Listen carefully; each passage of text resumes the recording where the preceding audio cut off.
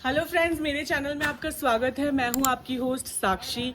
हम कर रहे हैं दिल्ली टू स्पीति सर्किट और अभी हम हैं नारकंडा से आगे कुमरसेन में, जहां हमने ये होटल बुक किया था, जिसका रूम टूर मैं आपको आगे दे दूंगी। अभी हम लोग जाने वाले हैं रेकोंगपियो, जो कि हमारा नेक्स्ट स्टॉप है। तो इस ब्यूटीफुल जर्नी में हमारे साथ बने रहिए और मैं आपको पूरे लैंडस्केप्स, बहुत सुंदर पहाड़, जंगल, नदियाँ दिखाने वाली हूँ। सो स्टे ट्यून्ड। गाइज़, ये है हमारा प्रॉपर्टी जो हमने नारकंडा में बुक करा है और ये इसका एंट्रेंस है। ये नारकंडा से थोड़ा 20-30 किलोमीटर्स आगे है और अभी बहुत रात हो गई है, तो मैं आपको एक रूम टूर देना चाहती हूँ। ये देखिए, इसका एंट्रेंस बहुत ही खूबसूरत है।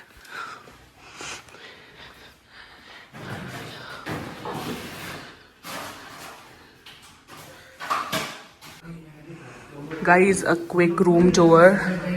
This is a family suite. तो ये पहला रूम है, पूरा वुडन आर्किटेक्ट बेस्ड है, मस्त। यहाँ पे टीवी वीवी, कबर्ड, फुल लेंथ मिरर और इसी से अटैच्ड ये दूसरा रूम है। इसमें बालकनी है, मस्त फुल लेंथ मिरर है, बाथरूम है और अगेन फुल लेंथ मिरर। और यहाँ की बालकनी का व्यू बहुत सुंदर है। It's very very beautiful. यहाँ से मस्त उधर के घर वर सब दिख रहे हैं जगमगाते हुए। सबसे अच्छी मेरे को बालकनी लगी और इतना नीट एंड क्लीन है। अगर आप भी चाहो तो ये बुक कर सकते हो। हमने ये एक्सिगो से बुक किया है and we got a really nice deal for this duplex room. So stay tuned. कुछ यात्राएं सिर्फ सफ़र नहीं होती, वो एक एहसास होती हैं। आज हम निकल पड़े हैं भारत की सबसे रोमांचक और खूबसूरत घाटियों में से एक की ओर, स्पीति वैली। यह सफ़र शुरू होता है गुड़गांव से और हमें ले जाएगा चंडीगढ़, शिमला, किन्नौर, कल्पा, नाको, टाबो होते हुए काजा, और फिर हम बढ़ेंगे आगे की जर्नी पर उससे पहले मैं आपको बताना चाहूँगी हमने ये सफ़र किस तरह पूरा किया। जब आप दिल्ली या गुड़गांव की तरफ से चंडीगढ़ होते हुए शिमला के रास्ते से काजा और फिर चंद्रताल होते हुए मनाली जाते हैं, उसे पूरा स्पीति सर्किट कहते हैं। और यही चीज़ अगर आप मनाली टू मनाली करते हैं तो उसे हाफ सर्किट कहते हैं। हालांकि हम सुबह सुबह अंधेरे में निकल पड़े थे करीब 250 किलोमीटर की दूरी पे, जो कि हमारे घर से था चंडीगढ़। रास्ते में ढाबे की चाय, गाड़ी में प्लेलिस्ट और दोस्तों की मस्ती ट्रिप की असली शुरुआत यहीं से हुई थी। चंडीगढ़ में एक छोटा सा ब्रेक लेकर हम निकल पड़े थे शिमला की तरफ। यहाँ से पहाड़ शुरू हो जाते हैं और साथ में शुरू होती है हिमाचल की असली हवा। और इसी हवा का मज़ा लेने के लिए हमने अपना फर्स्ट नाइट स्टॉप लिया शिमला के बाद नारकंडा कुमरसेन में। और अगले दिन सुबह सुबह हम चल पड़े किन्नौर घाटी की ओर, जहाँ की रास्ते में पड़ते हैं रामपुर, रेकोंगपियो जैसी सुंदर जगह। इसी सफ़र के बीच रास्ते में आप किन्नौर गेट पे रुक के बहुत ही सुंदर तस्वीरें खिंचवा सकते हैं और नारंडा माता के दर्शन करते हुए अपना सफ़र जारी रख सकते हैं। हाय गाइस, अब हम आ गए हैं अपना लंच करने और हमने अपने लिए बहुत ही मस्त किन्नौरी फूड ऑर्डर करा है। सो मैं आपको सब दिखाने वाली कि हमने क्या क्या ऑर्डर करा। हमने करा है राजमा चिकन ऑर्डर मेरे लिए, क्योंकि ये दोनों तो वेजिटेरियंस हैं। हमने करा है शेक ऑर्डर, रायता ऑर्डर। तो अभी आपको मस्त यहाँ का खाना खा के बताते हैं कि कैसा है और फिर कंटिन्यू करते हैं अपना व्लॉग। गाइस, ये है मेरा चिकन और रोटी एकदम देसी। ये लोग अपनी बटर वाली रोटी की वेट कर रहे हैं और ये है एक छोटा सा प्यारा सा रेस्टोरेंट जहाँ हम खा रहे हैं। तो गाइस, अब हम पहुंच गए हैं किन्नौर गेट, जो कि नारकंडा से 100 अप्रॉक्स किलोमीटर्स दूर है। ये एक फोटोग्राफिक पॉइंट है जहाँ पे आप अपनी मस्त पिक्चर्स खिंचवा सकते हैं, वीडियोस बना सकते हैं, बिकॉज इसका व्यू बहुत अच्छा है। अगर आप देख रहे होंगे तो पहले के पहाड़ों में अब के पहाड़ों में बहुत अंतर है। तो ऐसे ही हमारी जर्नी में बने रहिए and I will show you amazing places, amazing landscape. जैसे ही हम रेकोंग पियो की ओर बढ़ते हैं, रास्ते के हर मोड़ पर एक प्रकृति की अलग अलग तस्वीरें खुलती जाती हैं। ऊंचे ऊंचे पहाड़ों की गोद में हवा में ठंडक और शांति घुली हुई थी। लेकिन तभी एक मोड़ पर हमारी नज़र पड़ी उन मासूम चेहरों पर। हरे भरे ढलानों पर चढ़ती हुई भेड़ें और बकरियां, सफ़ेद भूरे और काले रंगों की ये नन्ही जाने जैसे प्रकृति की पेंटिंग में ब्रश से उतारी गई हों। कुछ बकरियां मस्ती में कूद रही थी तो कुछ भेड़ें शांत भाव से घास चर रही थी, मानो उन्हें कोई फिक्र ही ना हो दुनिया की। चरवाहा भी कहीं दूर बैठा हुआ बांसुरी की मीठी धुन में मग्न था और पूरा दृश्य किसी पहाड़ी लोक कथा जैसा लग रहा था। इन जानवरों की सादगी, उनकी आंखों की मासूमियत और उस शांत वातावरण ने कुछ पल के लिए हमें रोक दिया था। बस यही बैठ जाए और सुंदरता को महसूस करें। ये रास्ते दिल थाम कर चलने वाले हैं। नीचे गहरी खाई, ऊपर से गिरते पत्थर, लेकिन हर मोड़ पर मिलता है एक नया जादू। शाम होते होते हम पहुंचे कल्पा। पीछे बर्फ से ढकी किन्नौर कैलाश की पहाड़ियां और सामने लकड़ी के पुराने घर जैसे कोई पहाड़ी फिल्म का सीन हो। दूसरी रात का स्टे हमने कल्पा में ही किया। अच्छा भोजन किया और सो गए। फिर अगली सुबह। Hello guys, good morning. So it's day 2 and we are in Kalpa और हम लोग ने स्टे किया था इस होटल में जिसका नाम था होटल दी मॉन्क। और हमने ये मतलब ऐसे पहले बुक नहीं कराया था, हम लोग रास्ते पे आए और हमने देखा और हमें अच्छा लगा, हमने बुक कर दिया। It was pretty decent stay. यहाँ से आप देखिए किन्नर कैलाश की चोटियाँ एकदम खिड़की से हमें क्लियर दिख रही थी क्योंकि हमारा जो रूम था वो 4th फ्लोर पे था। ये पूरी धौलाधार रेंज है किन्नर कैलाश की। और अब हम आगे जा रहे हैं गांव को घूमने, कल्पा गांव को घूमने। हो सका तो यहाँ पे एक लोकल किन्नौर फेस्टिवल चल रहा है, हम वो भी देखेंगे। और उसके बाद हम आगे जाएंगे नाको और वहाँ पे आपको अच्छे अच्छे व्यूज़ और अच्छे अच्छे लैंडस्केप्स, मोनेस्ट्रीज दिखाते हैं। So please stay tuned. अगर आप चाहें तो इस होटल का स्क्रीनशॉट ले सकते हैं और कभी भी आप स्पीति सर्किट करें तो कल्पा में यहाँ स्टे कर सकते हैं। अब बढ़ते हैं आगे की ओर।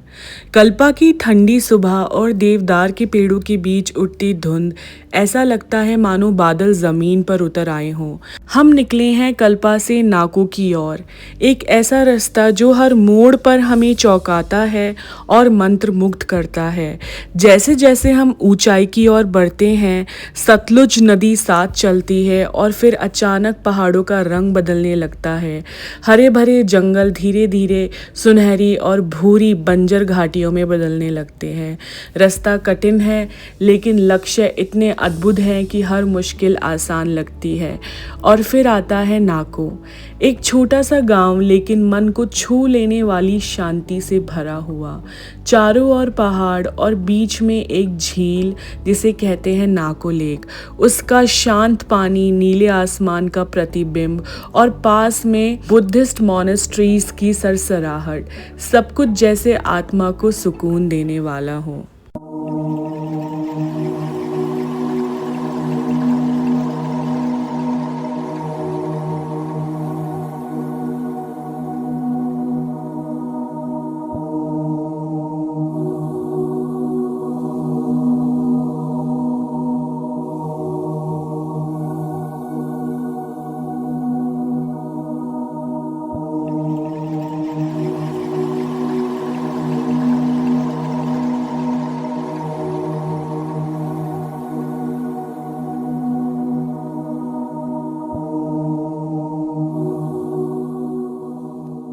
गाइस अब हम आ गए हैं नाको से पहले। इस ब्रिज को क्रॉस करने से पहले कैफ़े है, उसमें हम अपना लंच करने आए हैं। इसका नाम है संगम कैफ़े और यहाँ पे मस्त ऐसे नीचे खाने का है और नीचे संगम हो रहा है रिवर्स का, पिन रिवर, सतलुज रिवर, और बहुत अच्छा व्यू है।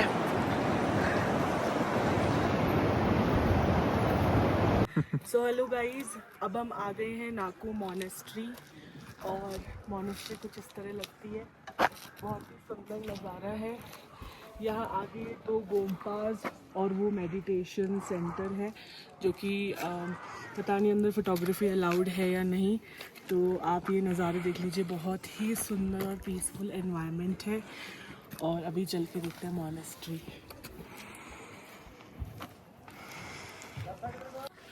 गाइस, हमने मॉनेस्ट्री देखा और ये टेम्पल्स है। यहाँ पे अंदर फोटोग्राफी अलाउड नहीं है, पर अंदर बहुत ठंडा है, बहुत मस्त है। ये 1000 से भी ज़्यादा साल पुरानी मॉनेस्ट्री है, तो बहुत वर्थ इट है देखना। आप यहाँ पे ज़रूर आके देख सकते हैं। और अभी हम अपनी जर्नी कंटिन्यू करते हैं। आगे हम जाएंगे Gue monastery, so see you there. हमने कुछ समय नाको मॉनेस्ट्री में बिताया। वहाँ की दीवारों पर सदियों पुरानी चित्रकला और वो शांति जिसे शब्दों में बयां करना मुश्किल है। लेकिन हमारी यात्रा यहाँ ख़त्म नहीं होती। आगे बढ़ते हुए हम ग्यू गांव की ओर, जो भारत तिब्बत सीमा के करीब बसा है, और वहाँ एक चमत्कार ग्यू मम्मी भी है। करीब 500 साल पुरानी एक प्राकृतिक रूप से संरक्षित बौद्ध भिक्षु की मम्मी। वो आंखें, वो चेहरा, ऐसा लगता है जैसे आज भी वो ध्यान में बैठे हों।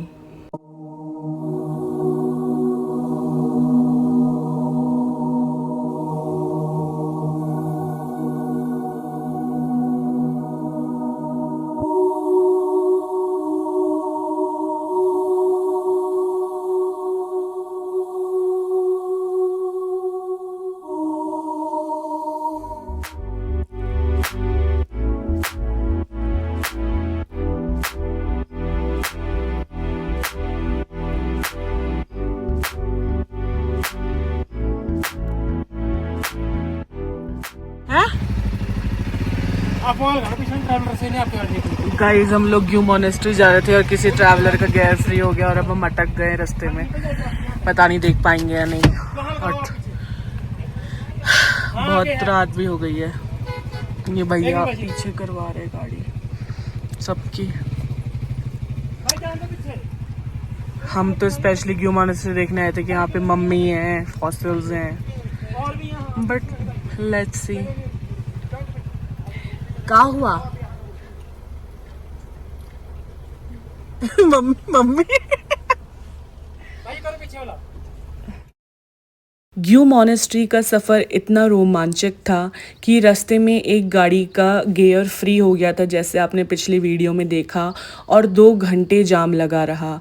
हाँ दोस्तों, ऐसी घटनाएं आपके साथ भी इन रास्तों में हो सकती है, तो अपनी सेफ्टी के लिए एक स्टेपनी, एक पंचर किट ज़रूर रखें, ताकि आप अपनी सहायता खुद कर सके अगर आपको ज़रूरत पड़े तो। ग्यू मॉनेस्ट्री पहुँचने के बाद पूरे वातावरण में एक आध्यात्मिक ऊर्जा थी, जैसे वक्त थम गया हो। यह यात्रा सिर्फ पहाड़ देखने की नहीं थी, यह आत्मा से जुड़ने की एक कोशिश थी। कल्पा से नाको और फिर ग्यू, ये पूरा रास्ता सिर्फ मंजिल तक नहीं ले जाता, ये आपको खुद के और करीब ले आता है। ग्यू मॉनेस्ट्री देखने के बाद हम चले गए थे जुमड़ो, जो कि नाको और टाबो के बीच में एक छोटा सा गांव है, और हमारा तीसरा नाइट स्टे हमने जुमड़ो में किया और अगले दिन हम निकल गए थे टाबो। नाको से टाबो का रास्ता बिल्कुल अलग है। सूनी घाटियाँ, भूरे पत्थर और चुप्पी, यहाँ से स्पीति का असली रूप शुरू होता है। तो आइए आगे बढ़ते हैं। Good morning guys. सो हम आ गए हैं टाबो से थोड़ा सा पहले। मुझे इस जगह का नाम नहीं पता, जहाँ रात को 8 o'clock गाड़ी रुका, वहाँ हमने रुका लिया गाड़ी और हम इस होम स्टे में रुके, टेंजिन होम स्टे। यहाँ दीदी बहुत अच्छी है। रूम के टैरिफ 2000 रुपीज़ और अच्छा खासा रूम था। मैं आपको वीडियो दिखाने वाली हूँ। और दीदी का बहुत अच्छा किचन भी है, तो आप एक होमली फूड भी ट्राई कर सकते हैं, लोकल फूड हिमाचल का। और उनकी बहुत क्यूट सी डॉटर भी है, तो अगर आप यहाँ रुक सकते हैं तो ज़रूर रुकिएगा। बहुत अच्छा स्टे था हमारा, फैसिलिटीज़ भी बहुत अच्छी है, वॉशरूम बहुत अच्छा था, गीज़र, पानी सब कुछ अवेलेबल है। So let's continue the journey and now we are going to Tabo monastery. See you there. अब हम देखने जा रहे हैं टाबो मॉनेस्ट्री, जो कि 1000 साल पुरानी बौद्ध मॉनेस्ट्री है। इसे हिमालय की अजंता भी कहा जाता है। अंदर की दीवारों पर इतिहास सांस ले रहा है। रात में टाबो का आसमान जैसे ब्रह्मांड का दरवाज़ा बन जाता हो।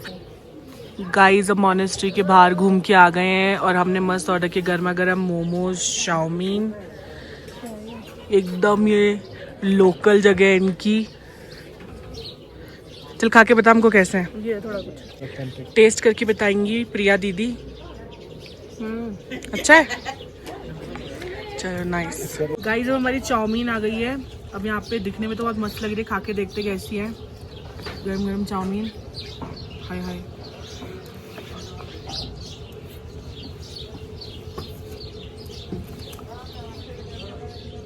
यम्मी है, यम्मी। बुबू बहुत यम्मी है गाइस। बुबू तेरा भाई। अब हमारे सफ़र का सबसे अहम हिस्सा शुरू होने जा रहा है, जो कि था टाबू से काज़ा। रास्ते में पिन घाटी की झलकियाँ और हर ओर सिर्फ पहाड़, नदियाँ और शांति। काज़ा स्पीति का सबसे मुख्य कस्बा है दोस्तों। यहाँ पहुँचकर आपको ऐसा लगेगा जैसे मंजिल नहीं बल्कि आप अपनी आत्मा तक पहुँच गए हों।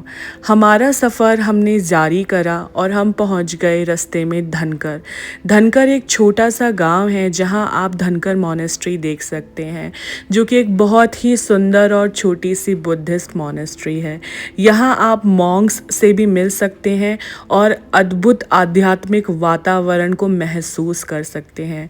यह गांव बहुत ही सुंदर है, हालांकि यहाँ जाने का सफ़र भी काफ़ी रोमांचक था। धनकर मॉनेस्ट्री की ऊंचाई से जब आप नीचे की ओर देखते हैं तो स्पीति और पिन नदियों का संगम दिखाई देता है, जैसे दो आत्माएं एक हो रही हों। पत्थरों पर टिका हुआ ये हज़ारों साल पुराना मॉनेस्ट्री एक चट्टान की नोक पर संतुलित है, जैसे बादलों से बात कर रहा हो। धनकर की शांति और इतिहास को पीछे छोड़ते हुए हम बढ़ते हैं काज़ा की ओर। क्या कहें उस रास्ते के बारे में।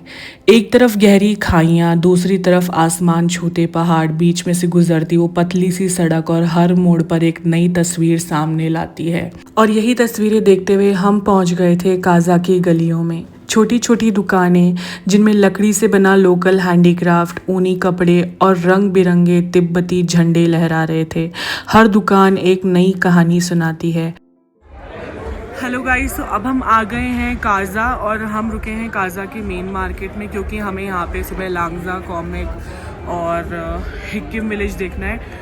अभी यहाँ पे आके क्लाइमेट बहुत चेंज हो गया है, बॉडी में भी चेंजेस हो रहे हैं, दिमाग का संतुलन थोड़ा हिल गया है। और अभी हम आए हैं दी हिमालयन कैफ़े और यहाँ पे बैठ के थोड़ा अच्छा इटालियन फूड खा के अपना मूड अच्छा करेंगे और आपको सब दिखाएंगे क्या क्या खाते हैं और कल कितने सुंदर विलेजेस होने वाले हैं। सो स्टे ट्यून्ड। काज़ा की इन्हीं रंग बिरंगी गलियों में घूमकर हिमालयन कैफ़े में अपना डिनर करके हम लोगों ने अपने होटल जाके रेस्ट किया। होटल का रूम टूर मैं आपको आगे देने वाली हूँ। दोस्तों, अगर आप अभी तक वीडियो में बने हुए हैं तो चैनल को सब्सक्राइब ज़रूर करना। और इसके आगे की जर्नी मैं आपको पार्ट 2 में दिखाऊंगी, जिसमें मैं काज़ा टू मनाली पूरा स्पीति सर्किट पूरा करूँगी, जहाँ आपको सुंदर विलेजेस देखने को मिलेंगे जैसे कि कॉमिक, लांगजा, हिक्किम और वर्ल्ड के highest points and villages. Thank you so much for your time guys. Take care. Bye.